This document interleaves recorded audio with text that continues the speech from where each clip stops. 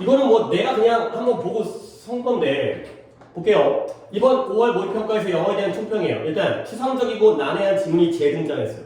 그러니까 이게 원래 이런 지문들이 있었거든. 그러니까 추상적이라는 건 읽어도 원래 모르지만 읽어도 뭔 소리인지 모르겠네. 그러니까 뭐 한국말 해설을 봐도 뭔 소리인지 모른다는 건데 우리가 아직 시험 볼 때는 해설지를 안 보는 상태이기 때문에 읽고 있는데 이게 뭔 소리인지 뭔 말하는지 감을 못 잡는. 근데 원래 이런 게 있었거든. 근데 작년 수능에서 지문을 굉장히 평이하게 그냥 일상적으로 뻔히 그런 내용들만 나오고 오히려 선지를 좀 복잡하게 냈어요. 근데 이게 작년에 수능의 그 출제 경향인데 올해 6평에서 바꿨다는 거죠.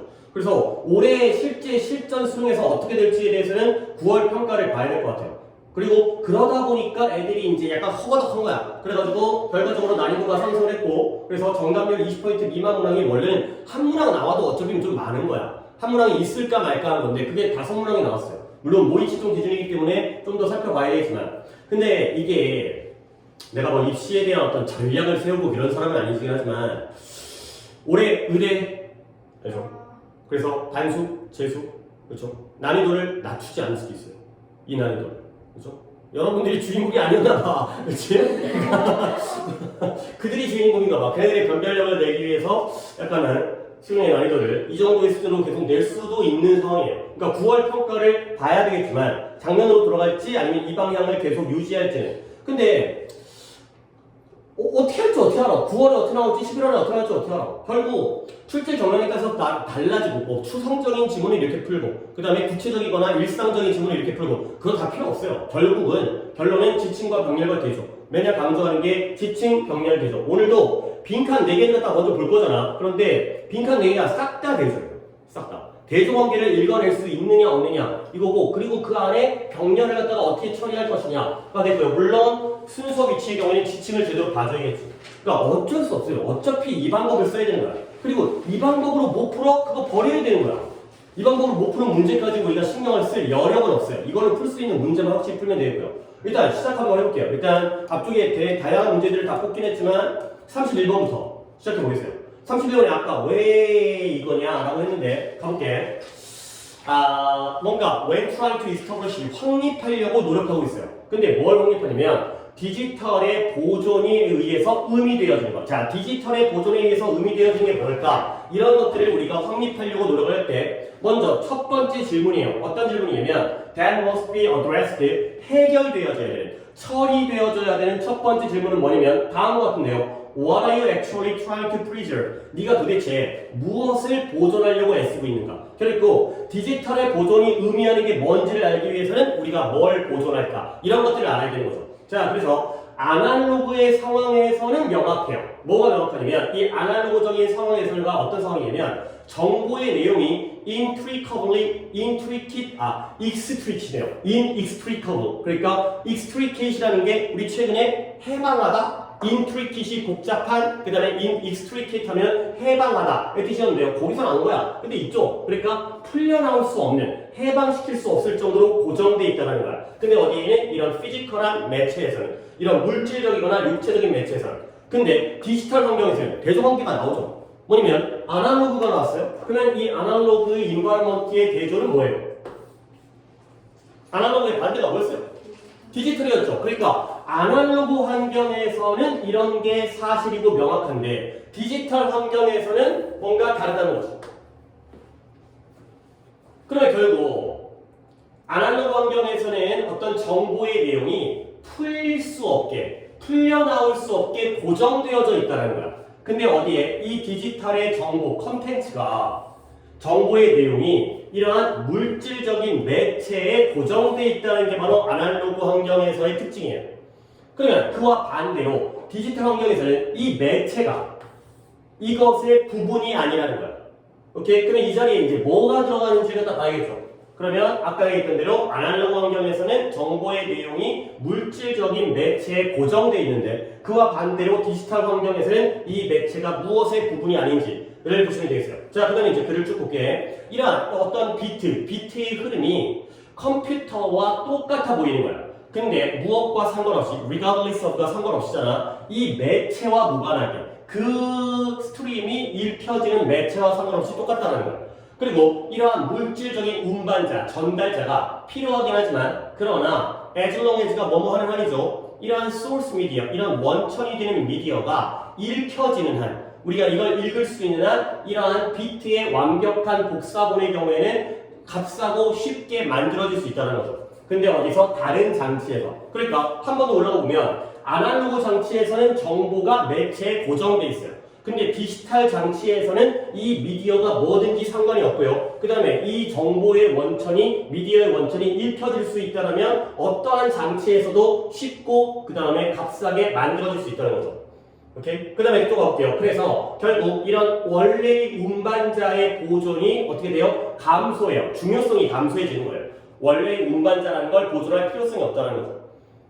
그 다음 또 볼게. 그 다음에 그래서 이러한 물질적인 매체예요. 이러한 디지털 정보를 전달해주는 물질적인 매체가 상당히 정교해요. 근데 무엇과 비교했을 때 아날로그적인 매체와 비교했을 때 디지털의 매체는 아날로그의 매체보다 정교하구나. 그렇기 때문에 무엇이 예상되어지냐면 디지털의 정보가 필연적으로 이주되어지는 거야. migrate라는 단어 알고 있죠? 옮겨가는 거죠. 근데 어디서 옮겨가냐면 하나의 물질적인 전달자에서 또 다른 전달자로 옮겨가는 거야. 그래서 근데 뭐로써? 진행 중인 보존의 과정의 일부로서. 오케이, 여기까지 왔어요. 근데 여기까지도 약간 뭔 내용인지 모르겠고 대조관계를 보긴 했지만, 자, 마지막 문장에 보세요. 마지막 문장이 중요한 이유가 뭐냐면 이렇게 한번 우리 얘기했던 대로, 평소 했던 대로 볼게요. 이때 이리지에다가 빈칸을 치시고 네모칸을 치시고 그 다음에 대에다가 네모칸을 치시고 그 다음에 not에다가 동그라미 치시고 but에다가 동그라미 치시고. 중요할 수밖에 없는 문장이죠. 이때 강조문에다가 not A, but B가 나왔어요. 그러면 결국 자, 이 문장에서 해볼게요. 보존되어질 필요성이 있는 건 뭐가 아니에요? 매체 자체가 아니라는 거야. 그러면 매체가 아니라 뭐다? 그 매체에 있는 정보가 중요한 것이다. 질문이 뭐였지? 우리가 도대체 무엇을 보존할 것이냐? 이 질문을 먼저 해결해야 되는데 그 질문의 대상이 매체가 아니라 정보가 보존되어진다. 가 되는 거죠. 근데 대조관계가 뭐였지? 아날로그에서는 정보와 매체가 서로 어떻게 돼 있어? 풀 수 없게, 해방되어질 수 없게 고정돼 있지. 그러면 아날로그 상황에서는 어떤 상황이죠? 정보와 매체가 어때요? 같다라는 거죠. 그러면 아날로그 상황에서는 매체를 보존하는 거 이퀄 뭐가 되는 거야? 정보를 보존하는 거야. 근데 마지막 문장에서 우리가 보존할 필요성이 있다는 건 그 매체에 있는 정보라는 거죠. 뭐가 아니라? 매체가 아니라. 왜? 두 가지가 서로 다르기 때문에. 디지털 상황에서는 정보와 매체가 다르다는 거예요. 결국 아날로그적인 상황에서는 두 가지가 같기 때문에 매체를 보존하면 정보가 보존이 되는 거예요. 근데 디지털 상황에서는 매체와 정보가 분리되어져 있기 때문에 매체를 보존하는 게 아니라 우리는 정보를 보존해야 된다 라는 내용이 나오는 거죠. 오케이? 자, 그러면 이제 빈칸 들어볼게요. 디지털 상황에서의 매체는 무엇의 일부분이 아니에요. 여기 뭐가 들어가 있어요? 매체와 대조관계가 뭐야? 정보가 되는 거죠. 그렇죠? 이 자리에 인포메이션 들어가는 거예요.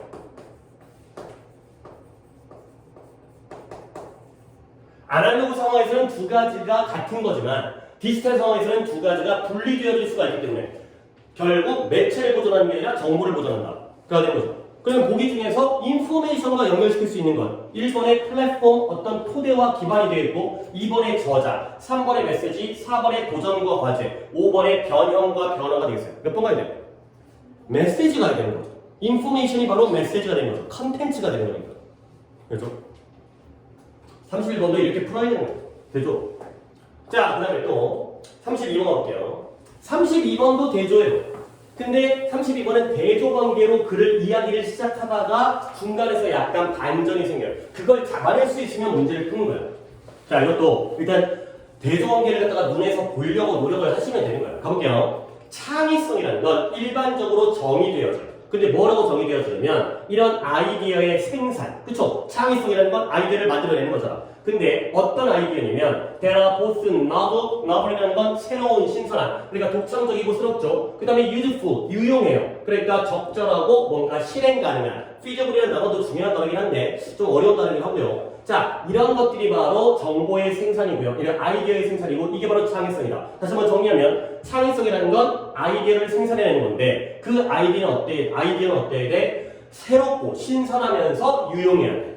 그렇죠? 자, 다음 문장 가볼게요. 그래서 아이디어는 아이디어인데 어떤 아이디어냐면 오리지널, 독창적이지만 유용하지 않은, 아이고 여기에 이제 띄어쓰기가 안 돼 있는데 유용하지 않은 아이디어의 경우에는 이 relevant, 부적절해요. 그러니까 오리지널, 독창적이고 새롭긴 하지만 유용하지 않으면 부적절하니까 쓸모가 없다라는 거예요. 그 다음에 두 번째, 아이디어는 아이디어인데 얘는 어때요? 유용하지만 그러나 독창적이지 않은 아이디어의 경우에는 unremarkable, 놀랍지가 않다라는 거예요. 자, 여기서 대조관계 봤나요? 무엇과 무엇의 대조관계예요? novel, A가 얘가 novel이에요. 아이디어가 창의성이라는 건 이런 아이디어를 만드는 거야. 새로우면서 어때야 돼요? 유용해야 돼요. 그러니까 창의적이라는 게 새로운 걸 만들어야지. 근데 쓸모가 없으면 아무 소용이 없죠. 근데 쓸모는 되게 있지만 남들이 이미 만들었어요. 새롭지가 않아요. 그러면 놀랍지가 않지. 결국 두 가지가 다 결합되어야지만이 우리가 창의적인 생각 이렇게 얘기할 수 있다는 거죠. 두 가지를 일단 대조관계로 적으시고요. 그래, 네. 여기에 Y를 나왔어. 양보죠. 비록 뭐뭐이지만. 여기에서 반절이 생기는 거야. 대조관계를 읽었지만 이 문장에서 반절이 생겨요. 보시면 비록 이러한 정의, 어떤 정의였죠? 아, 창의성이라는 건 A와 B를 둘 다 갖추고 있는 아이디어를 만드는 게 창의성이다. 이러한 정의가 이러한 연구 속에서 널리 사용되어지긴 하지만 근데 이 창의성의 중요한 측면이 종종 무시되어지는 면이 있다는 거야. 그러니까 A와 B에서 끝나는 게 아니라 이러한 정의가 원래 널리 사용되었지만 또 하나의 중요한 면이 무시되어지는 게 있다는 거예요. 그러면 A, B의 대조관계에서 잠깐 A, B가 대조이지만 그게 중요한 게 아니라 우리는 중요한 측면이 무시되어지고 있다는 걸로 반전되어져서 넘어가는 거야. 오케이? 자, 요 문장인데 창의적인 생각을 만들어내는 것, 생성하는 것은 rarely, 그다지 거의 최종적인 목표가 아니라는 거예요. 요 문장이었어요. 요 문장 보게 되면 문제를 풀 수 있었던 거죠. 대조관계를 보다가 둘 다 중요하지만 더 중요한 게 무시되어지고 있어요. 창의적인 생각을 발생시키고 만들어내는 게 최종적인 목표가 아니다. 그러면 얘가 최종적인 목표가 아니면 뭐예요? 그 다음 목표가 또 있다는 거죠. 오케이? 그럼 그 다음 목표를 볼게요. rather, 오히려 어떤 문제를 갖다가 성공적으로 풀어내고요. 그리고 혁신을 하는 건 뭘 필요로 하냐면 one or a few good ideas, 하나 또는 몇몇의 좋은 아이디어를 갖다가 필요로 하는 거야. 근데 그 아이디어가 뭐냐면 일단 정말로 효과가 있어야 되고 그 다음에 더 이전의 그런 접근 방법보다 더욱더 효과가 있는 그런 것들의 여러 가지 하나 또는 다수의 좋은 생각을 요구해요. 이런 것들이 필요하다는 거지. 그리고 나아가서 이것이 뭘 요구하냐면 사람들이 이러한 그들 스스로의 또는 다른 사람들의 상상력을 먼저 evaluate, 평가해야 돼. 나의 상상력이라든가 남들의 상상력을. 그리고 그 아이디어들을 갖다가 선택해요. 근데 어떤 아이디어를 선택하죠? That seem promising enough. 이렇게 더 앞으로 발전해 가기 위해 충분한 그런 promising, 약속을 해주는 전도가 유망한 그런 아이디어를 선택하죠. 그리고 나아가서 또 엔드가 나왔어요. abandon. 그리고 나서 버려야 돼요. 근데 뭘 버리냐면 they are unlikely to be successful. 성공적이지 않을 것 같은 아이디어들을 버리는 거지. 그러니까 다시 한번 올라갔을 때 창의적인 아이디어라는 건 A와 B를 갖춰야 돼요. 근데 그러한 창의적인 아이디어를 갖다가 만들어내는 것이 최종적인 목표가 아니에요. 그러면 그 다음 단계가 뭐가 필요하죠? 첫 번째 평가해야 되고요. 두 번째 선택해야 되고요. 그 다음에 성공할 가능성이 없는 경우에는 갖다 버릴 수 있다는 거지. 오케이? 그러면 결국 being creative, 창의적이라는 건 빈칸이라는 거야. 결국 창의적이라는 건 어떤 아이디어를 generating 하는 것이다, 아니다. 아니다. 왜? 이 다음에 더 무언가를 해야 한다가 되는 거죠. 내가 물음표로 체크하긴 했지만 더 해야 되는 건 평가와 선택과 나아가서 폐기까지 해야 된다는 거예요. 자, 그러면 또 마지막 문장 볼까? 마지막 문장에 힌트를 한번 더 주고 있어요. 창의적이 된다는 건 아이디어를 만들어내는 것이 최종적인 목표가 아니라 그 다음 단계로서 평가도 하고 선택도 하고 폐기도 하고가 되고요. 마지막 문장. 실제로 이러한 창의적인 아이디어를 생성해내는 능력은 필연적, 근본적으로 쓸모가 없다는 거야. 근데 뭐 한다면 쓸모가 없냐면 이러한 아이디어가 추후에 나중에 아주 조용한 침묵의 죽음을 맞이한다라면 근본적으로 쓸모가 없다는 거죠. 그러면 반대로 얘기하면 아이디어를 생성해내는 능력이 쓸모가 있으려면 어떻게 돼야 돼요? 그 아이디어들이 추후에 죽으면 안 되는 거지. 그렇죠? 당장 아이디어를 만들어내고 조용한 침묵 속의 죽음을 맞이하게 되면 얘네가 쓸모 없어지니까. 그 다음에 뭔가 있어야 되는 거야. 아이디어가 제너레이팅 된 다음에 죽으면 안 돼. 데스하면 안 돼. 죽으면 안 되고 뭔가 계속 그 다음 단계로 넘어가야 되는 이런 상황이겠어요. 오케이? 그러니까 이글의 경우에도 읽을 때는 대조관계로 읽지만 요 양보에서 그 반전을 일으킨 다음에 요 문장까지 오시면 되겠어요. 자, 그러면 보기를 한번 볼게요. 요게 평가원의 보기예요. 이런 평가원의 보기가 이런 것들을 굉장히 좋아하는데 1번에 does not stop with idea generation. 아이디어의 생성과 함께 멈추지 않는다. 이런 식으로 평가를 해. 이런 식으로. 저번에 우리가 뭔 독해였지? 수특이었던 것 같은데 비평가가 진짜 아니다. 5월 모의고사 내가 하다가 얘기했던 것 같은데 비평가가 어떤 난해한 작품들을 갖다가 뭐였더라? 해석해가면서 자기 스스로가 명성을 얻지. 우리 그거 있을 것 같잖아요. 그렇죠? 셰익스피어라든가 괴테라든가 또 뭐 있어요? 괴테가 아니라 또 누구였더라?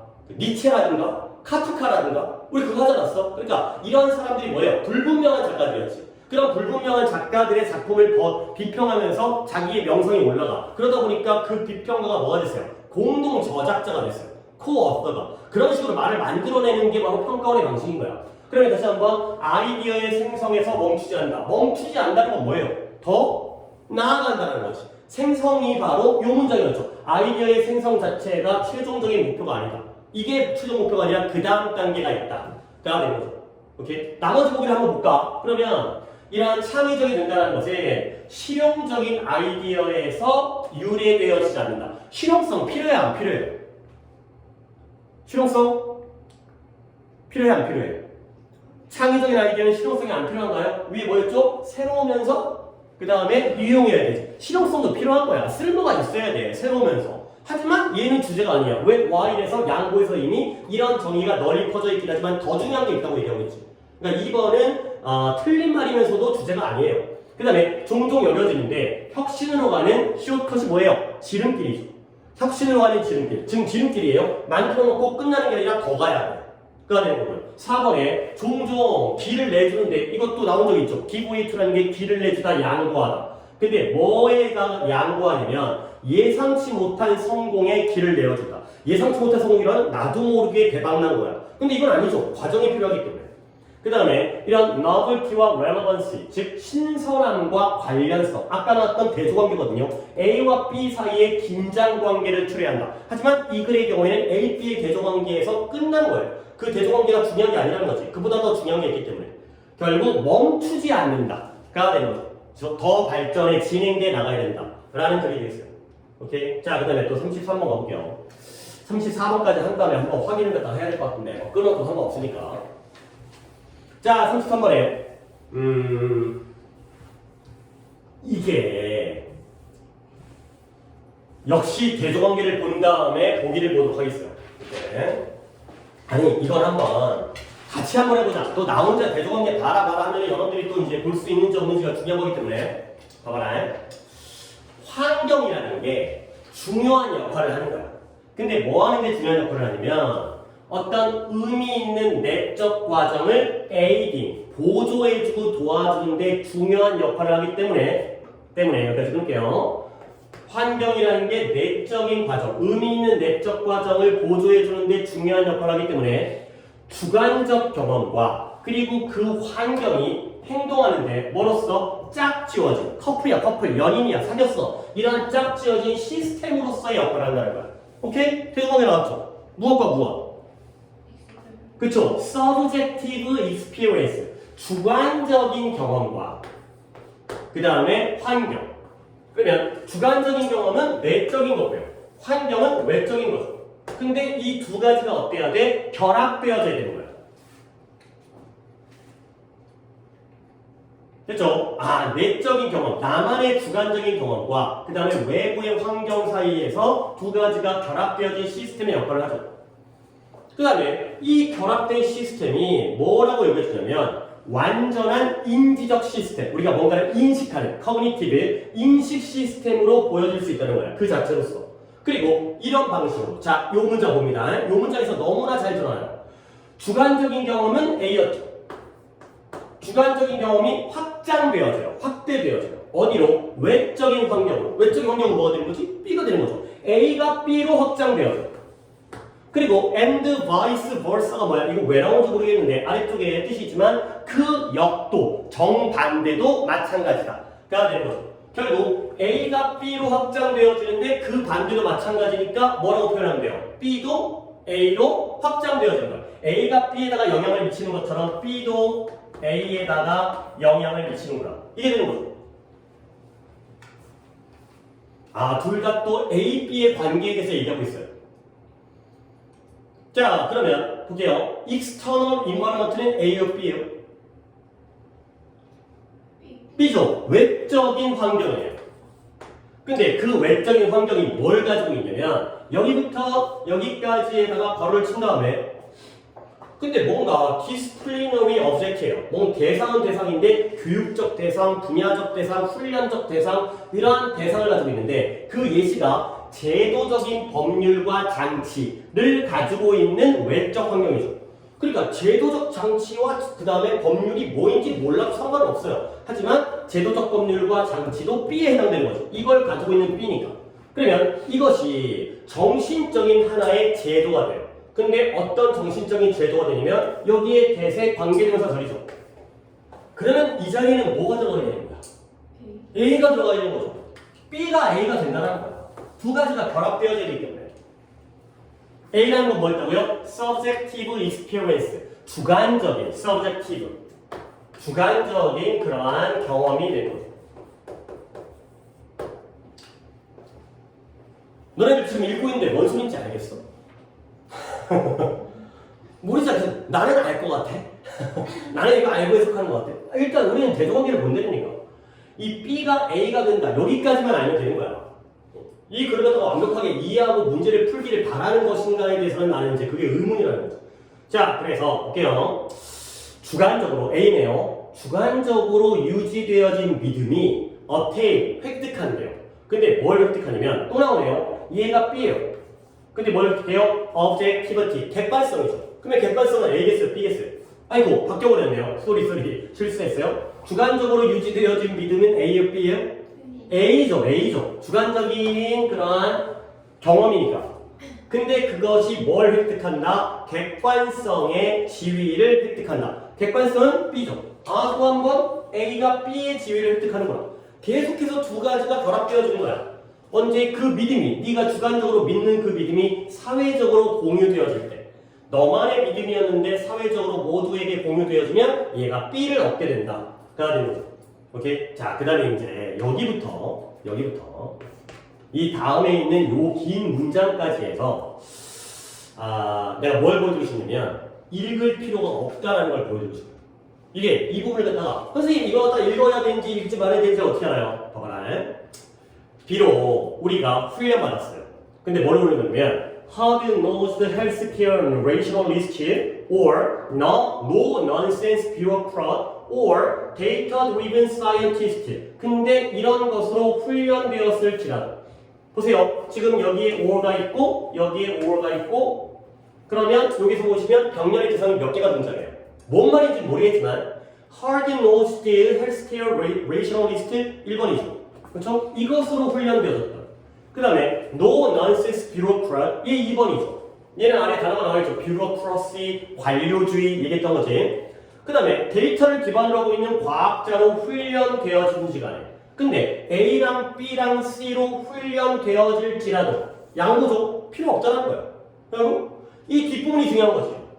연구는 뭘 보여주냐면 우리의 결정이 다양한 제도적 관행에 의해서 영향을 받는다는 걸 보여줘요. 자, 그러면 우리의 결정이 다양한 제도적 관행에 의해서 영향을 받는데요. 우리의 결정은 뭔 것 같아요? A일 거예요? B일까요? A예요. 그러면 다양한 제도적 그런 관행은 뭐가 될까요? B가 되겠죠. A가 B에 의해서 영향을 받는다는 거예요. 이 양부 부분에 있는 hard nosed 그 다음에 no nonsense data driven 필요 없다는 거예요. 뭐든지 간에 상관없이 even if 결국 연구가 뭘 보여줘? A가 B에 영향을 받는다가 되는 거죠. 오케이? 그 다음에 또 아직까지 큰 덩어리의 문장이 남아있어요. 한 문장 전체인 건데 이게 그들의 뭘 포함하고 있냐면 이러한 관료주의적인 구조와 절차, 그 다음에 건축학적인 그러한 디자인인데 무엇의 건강관리 제도에, 그 다음에 규칙은 규칙인데 증거와 구조의 규칙. 근데 무엇이냐면 허용 가능한 질문, 어디서의 이런 법원 재판에서의, 그 다음에 공간적인 배치인데 이러한 유치원이라든가 아니면 슈퍼마켓에, 그 다음에 나아가서 다양한 그러한 관습과 관행, 뭘 위해 만들어져 있는 우리의 감정을 조작하기 위해서 설계되어져. 자, 병렬이 여기에. 이번에는 몇 개의 병렬인 것 같아요? 저기부터 저기까지가 병렬인 거야. 자, 1번부터 해야죠. 한 번에 셀 수가 없으니까. 1번이 뭐예요? 그들은 포함한다. 뭘 포함한다? 이만큼을 포함하는 거야. 1번은 다 어떻게 쓸까요? 관료주의적인 구조와 절차. 이게 1번이에요. 그 다음에 2번 어디 있어요? 건축학적 디자인. 그쵸? 건강관리 제도의 건축학적 디자인. 3번 볼까요? 증거의 법칙. 그치? 법칙에다가 3번 하게 알겠지? 그 다음에 4번 볼까요? 유치원이라든가 슈퍼마켓의 공간적 배치. 어떤? arrangement가 4번이 되겠죠? 그 다음에 5번은 볼까요? 다양한 관습과 관행. 여기가 되겠어요. 뭐야? 1번부터 5번까지. 중요한 게 아니라는 거야. 너무 많아. 어차피 우리는 이 상위 개념을 찾아야 되는 거죠. 이 모든 걸 포함한다는 거죠. 그렇죠? 결국 다시 한번 돌아왔을 때 보시면 결국 여기에는 뭐가 들어간다? A가 들어가는데 결국 뭐다? A가 B에 의해서 뭐한다? 영향을 받는다가 되는 거죠. 그러면 여기가 이렇게 돼갖고 A가 들어가시면 되겠어요. 아까도 얘기했지만 subjective가 들어가면 되죠. 자, 풀었어. 나는 풀었다고 생각했어. 근데 보기를 봤는데 헐씨 1번 뭐가 보여요? 단어가 subjective 보여요. 그 다음에 2번 건너 뛰고 3번도 건너 뛰고 4번 뭐 보여요? subjective. 그 다음에 5번 뭐가 보여요? subjectivity. 아, 이렇게 풀 줄 알았네. 이렇게 풀 줄 알아버린 거야. 그럼 어떻게? 1번, 4번, 5번 중에서 찍어야죠. 그쵸? 그쵸? 1번이죠. 아니, 감사해요. 내가 농담으로 얘기했는데. 그래서, 아, 이 문제를 못 푼 문제구나. 가 아니죠. 자, 보시면, 우리의 주관적 경험과 해결책에 뭐한다? 영향을 미친다. 가 되는 거죠. 그러면 4번은 뭐예요? comprise가 뭐야? 뭐뭐로 구성되다. 뭐로 구성되냐면, 환경에 대한 주관적 해석으로 구성되어진다. 내가 이렇게 하면 납득이 되겠어요? 이런 B가 A로 구성되어진다는 거야. 방향이 틀렸어요. 얘는. 그 다음에 마지막에 5번의 경우에는 우리의 주관성이라는 개념 자체의 구성을 용이하게 한다. 개념을 건드리진 않아요. 서로의 지금 정의가 중요한 게 아니라 서로에게 영향을 미친다는 거지. 누가 누구에게 영향을 미치느냐. A가 B에게 영향을 미치느냐. B가 A에게 영향을 미치느냐. 요 얘기를 하기 때문에 1, 4, 5번에 다 subjective가 들어가 있긴 하지만 답이 1번으로 되는 거죠. 그리고 다시 한번 병렬이 너무 많이 나오게 되면 그 중에 하나도 읽을 필요가 없다는 거야. 그 모든 것들의 윗개념이기 때문에 결국 이 문장에서는 여기 뒷부분만 다시 한번 읽어주시게 되면 연구가 뭘 보여줘요? 뭐든지 간에 결국 우리의 결정이 우리가 그래서 A가 B에 의해서 영향을 받는다. 이쪽으로 해결하시면 되는 거죠. 그래서 물론 어디 갔어? 물론 2번, 3번을 고르는 것보단 4번, 5번을 고르는 게 다음에 발전 가능성은 더 높은 오답이야. 여기서 subjective를 골라주기만 했다면 그래도 글을 나쁘게 읽은 건 아니기 때문에. 근데 이제 아까 거기에서의 even if 있는 부분에서 이 부분을 갖다가 찾아주시면 되는 거죠. 자, 문제 맞았어요. 문제 맞았지만 뭔 소리인지 몰라요. 됐죠? 그 다음에 또 가볼게요. 34번까지 한 다음에 시간은 시간이 또 이렇게. 근데 순서 위치 같은 경우에는 거의 글의 내용의 이해보다는 내가 이제 어떻게 답을 찾는지를 보여드리는 쪽이기 때문에 빈칸보다는 시간이 좀 덜 걸릴 수 있어요. 뭔가 이제 지칭이라든가 아니면 근거라든가 그런 것들을 잡는 거기 때문에. 자, 이것도 한번. 예. 에어컨 꺼요.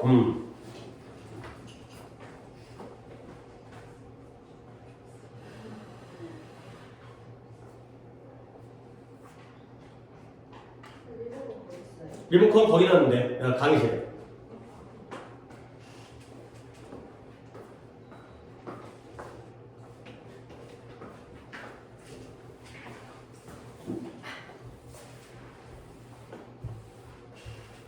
얘는 34번이 오답률이 아까 여기 들어갔었나? 그 20% 이하에 번호까지 내가 못 외우고 있긴 한데 동그라미 찾나?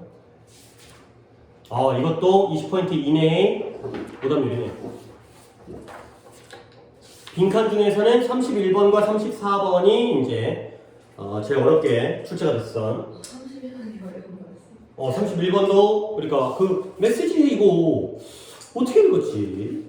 핸드폰 많이 한 거야. 얘도 당연히 대조광기가 있어요. 근데 아까처럼 아까 31번의 경우에는 대조광기가 어디 있었냐면 이제 여기가 아날로그와 디지털, 그렇지? 티가 나. 그렇지? 그 다음에 두 번째 경우에는 novel과 useful. 물론 두 개가 다 필요한데 그것과 무관하게 최종 단계가 아니라 더 나아가야 돼. 까지로 전환이 됐지만 그 다음에 3번의 경우에는 아까 객관적인, 그러니까 주관적인 것과 객관적인 것, 내적인 것과 외적인 것 티가 나지? 근데 약간 티가 안 나. 근데 그래도 글을 읽을 만한 글이긴 했어. 그러니까 물론 4개를 다 맞추라는 얘기는 아니고 이 중에서 이걸 보면은 이거 맞추면 되는 거고 딴 게 눈에 보이면 딴 거 맞추면 되는 거고 4개 중에서 2개만 눈에 보이면은 그래도 성적은 90점 안팎이 나올 수 있게 되니까. 근데 물론 다른 것도 잘 풀어야 되긴 했지만 가볼게요. 얘는 조금 천천히 가볼게요. 이것도 어려운 문제니까. 음악적 행동과 인식을 모델링하는 그러한 시도가 되겠어요. 모델이라는 건 모범을 삼다, 모형으로 삼다. 그 모델에 따라가는 거잖아요. 그래서 그러한 시도가 일반적인 방식으로 어려움으로 가득 차 있어요. 쉬운 게 아니구나. 음악적인 행동과 인식을 우리가 모범을 삼고 따라하고 모방이라고 명시를 할게요. 모방하는 시도는 어렵대요. 근데 with regard to 무엇과 관련하여 이러한 모형과 인식과 관련하여 질문이 떠오르죠. arise, 발생하다. 근데 무엇에 대한 질문이냐면 누구의 인식을 우리가 모방하려고 그렇게 노력하는지에 대한 질문이 떠오르는 거예요. 이것도 뭔가 좀 근본적이네, 철학적이네. 모방하는 것 자체가 쉬운 일이 아닌데 그러면 결국 질문은 뭐다? 누구의 것을, 누구의 인식을 모방할 것이냐. 근데 비록 뭐일지라도 비록 우리가 우리 자신을 confine, 국한시키다, 제한하다, 리미트예요. 우리를 국한시키는데 어디다가 특정한 문화와 역사적 환경에다가 우리가 국한시키고 있긴 하지만 그래도 그 중에 누구의 인식을 갖다가 우리가 모방할지 애쓸 것이냐의 문제가 발생하는 거예요. 그래서 확실하게 음악에 대한 인식은 어때요? very 다양해요. 오케이? 근데 뭐 사이에서? 이런 듣는 청취자들 사이에서 다양해. 음악을 듣는 사람에 따라서 다양하게 듣는 거지. 근데 어떤 청취자냐면 훈련의 다양한 단계를 가지고 있어요. 그러니까 훈련이 덜 된 사람과 잘 된 사람끼리에서 음악을 인식하는 게 다를 수밖에 없다는 거야. 그래서 진정으로 이런 음악 교육의 많은 부분이 여기에 받쳐지고 헌신되어지고 있는 거예요. devoted.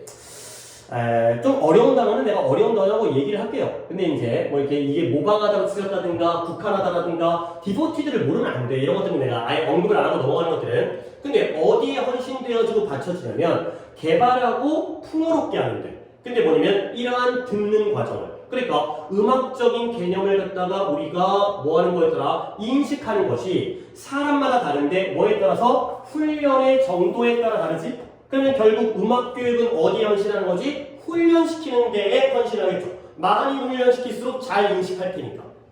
오케이? 이런 거죠. 그래서 뭐 이제 엔드 부분은 그리고 그거에 따라서 변화될 가능성도 있다는 거죠. 이러한 음악적인 청취 과정이. 오케이? 자, 근데 또 Y는 나옵니다. 양보예요.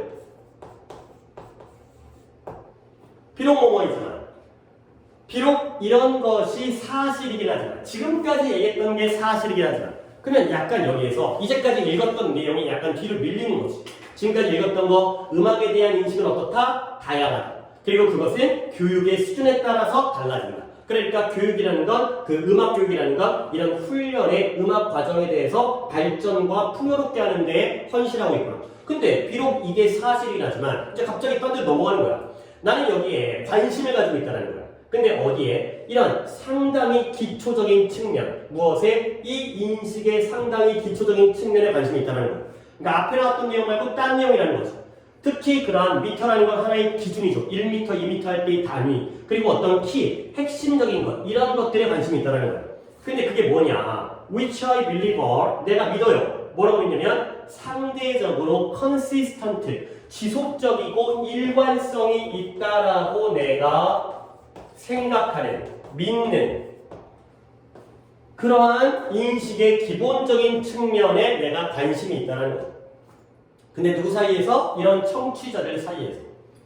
자, 여기까지 읽었을 때 나는 여기까지 읽고 보고서 문제를 풀었거든요. 근데 이제 여러분들은 이제 그 수준까지 도달할지 아닐지까지는 잘 모르겠는데 계속은 아직은 안 보여요. 오케이, 괜찮아요. 안 보여. 뭐 이게 학생들이기 때문에. 자, 그 다음에 애니토터 일화적인 에피소드라는 거죠. 일화, 어떤 실제 예시, 이랬던 일화가 있다라는 거야.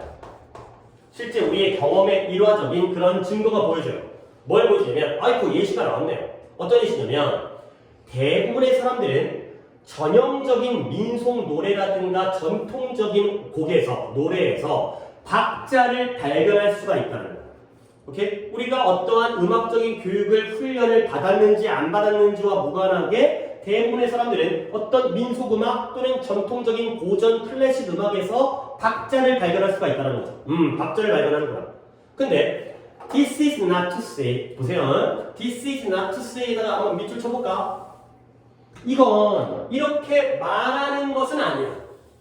뭐라고 말하는 게 아니에요? There is complete uniformity. 완전한 단일성, uniform, 우리 교복, 획일성, 완전한 단일성이 존재한다라고 말하는 건 아니야. 이런 고려 속에. 그리고 there may be occasional disagreement. 이따금씩의 의견 불일치, 그러니까 의견이 서로 동의하지 않는, 일치되지 않는 그러한 의견의 불일치가 존재를 한다는 거죠. 심지어 전문가들 사이에서. 근데 뭐에 대한 전문가냐면 이런 우리가 어떻게 이러한 고개의 이러한 미터, 기준이라든가 토너너티, 억양, 어조라든가 이런 것들을 어떻게 듣는지에 대해서 전문가들 사이에서도 이따금씩의 의견 불일치가 존재할 수 있다는 거예요. 근데 뒤에 마지막에 but 하고 빵 때려버린 다음에 나의 믿음이 되는 거죠. 오케이? 이렇게 나왔어요. 잠깐 딴 얘기긴 한데 예전에 내가 김태희 얘기했던 거 기억나요? 뭐 김태희 얘기했다고 맨날 하진 않을 거 아니에요. 기억 안 나요? 자, 봅니다. 한 서너 달 된 것 같다. 방학 때였는지 3월이었는지. 나는 김태희가 예쁘다고 생각해. 오케이? 근데 그렇다고 해서 김태희가 세계에서 최고로 예쁘다라는 걸 의미하지는 않아. 단지 나는 뭐라고 느껴? 김태희가 내 스타일이라고 느낀다는 거지. 오케이? 자, 봐봐요. 굳이 쓰진 않겠어요. 그만 김태희가 예뻐요.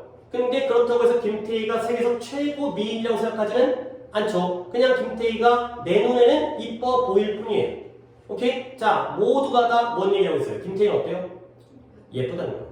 그렇죠? 근데 중간에 김태희가 최고로 예쁘다는 거 의미하지는 않는다고 했지. 하지만 결국 김태희는 예쁘다는 거예요. 볼게요. 대부분의 사람들은 일반적인 음악에서 박자를 발견할 수 있대요. 모두가 박자를 발견할 수 있어요. 오케이? 이게 A인 거야. 김태희는 예쁘다. 근데 이게 이렇게 얘기하는 건 아니에요. 완전한 단일성이 존재한다고 얘기하는 건 아니에요. 알겠어요? 그럼 뭐야? 의견의 불일치도 있거든. 전문가들 사이에서. 그러나 나는 믿죠. 뭘 믿어요? 김태희가 예쁘다고 믿고 있다는 거예요. 오케이? 결국 모두가 같은 박자를 발견하지. 근데 그렇다고 해서 완전한 단일성까지는 존재하지 않아. 근데 그러나 나는 뭐라고 믿고 있어요? 결국 여기에는 뭐가 존재해? 유니포머티. 단일성이 존재한다는 거죠. 아니 단일성이 존재하지 않는다면서요? 아니라니까. 김태희는 예쁘다니까. 계속 그 얘기를 하는 거야.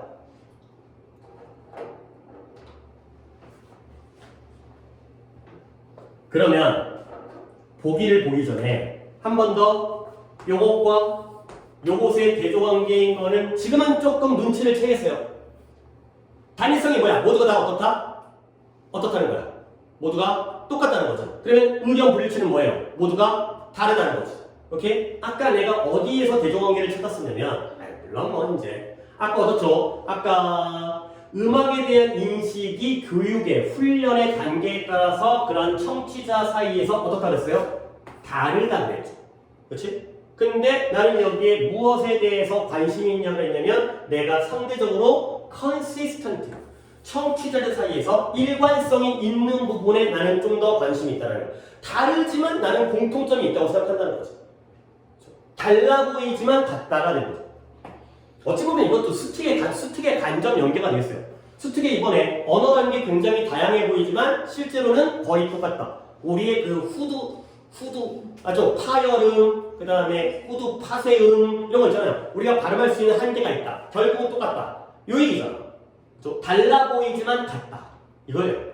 결국 그러면 여기는 유니포머티 이런 거에 현혹되어서는 안 돼. 완전하게 똑같을 순 없지. 그래도 똑같아. 가 되는 거죠. 자 그러면 가볼게요. 결국 내가 믿고 있는 건 뭐냐? 우리의 헌신. 뭐에 대한 헌신이냐? 이러한 차이점을 줄이고자 하는 우리의 헌신이 등장할 것이다. 가 되고요. 그 다음에 근본적인 음악적인 행동이 무엇과 함께 이러한 공동체 안에서 발전해 간다. 그 다음에 이러한 다양한 인식이 공동의 음악적인 경험을 풍요롭게 한다. 그 다음에 다 말이 될 것 같기도 하고 아닌 것 같기도 하고 그 다음에 4번에 공통성, 우리 사이의 공통성, 보편성이 outweigh라는 단어를 알고 있나요? 뭐나요? out이라는 게 붙게 되면 능가하다. 그러니까 내가 오늘 어휘를 갖다가 안 적어드리려고 했지만 이것도 하나의 풀이라기보다는 나중을 위해서 outsmarted, outnumber, 그 다음에 outgrow. 몰라요? 더 있어요. 내 머릿속에 지금 떠오르는 거 3개예요. 다 out이 붙었죠. 그러면 outsmart는 능가하는데 뭐적으로 능가할 것 같아? 지적으로 능가할 거야. 보다 더 똑똑하다. outnumber는 뭐적으로 능가할 것 같아? 수적으로 능가하는 거예요. 숫자가 더 많다요. outgrow는 성장을 능가하기 때문에 보다 더 빨리 자라다. 더 성장하다. 가 되는 거죠. 그러면 outweigh는 뭐예요? 무게가 능가하는 거야. 근데 이 무게라는 게 중요함이죠. 보다 더 중요하다. 중요성을 능가하는 거예요. 결국 보편성이 차이점보다 우리 사이의 보편성이 차이점을 중요성에서 능가하고 있다는 거죠. 자, 근데 5번을 볼까요? 그러니까 이런 것들이 평가원의 이 느낌인 거야. 5번 봐봐요. 이러한 단일성보다는 다양성이 음악 과정에서는 이런 단일성보다는 다양성이 보다 더 카운트 중요하다가 되는 거죠. 그럼 여러분 봐봐요. 4번과 5번의 내용이 어때요? 4번의 경우에는 보편성이 차이점보다 중요한 거고 5번의 경우에는 이런 획일성, 단일성이라기보다는 이러한 다양성이 더 중요한 거죠. 반대지. 그렇죠? 서로 반대말이죠. 그러면 이 반대말 중에 하나가 답이었다는 거야. 이 두 가지의 대조관계였기 때문에. 그럼 우리는 몇 번 골라야 돼? 뭐가 더 중요하다는 거야? 다양한 게 중요한 거야? 아니면 일관적이고 보편적이고 단일한 게 중요한 거야? 단일한 게 중요한 거죠. 4번이에요. 그러니까 이걸 보려고 보다 보면 나야 이제 훈련과 연습 반복이 돼 있기 때문에 이게 이제 눈에 보이지만 보려고 노력하다 보면은 이게 보인다는 거죠. 그리고 이런 논리 구조, 그 김태희를 예를 들었던 이런 논리 구조는 상당히 많이 써요. 이번에 수특에서도 이게 있었기 때문에 내가 이 설명을 드리면서 여러분에게 그 김태희 얘기를 했던 거거든. 오케이? 됐죠? 잠깐만 끊고 빈칸 먼저 마무리한 다음에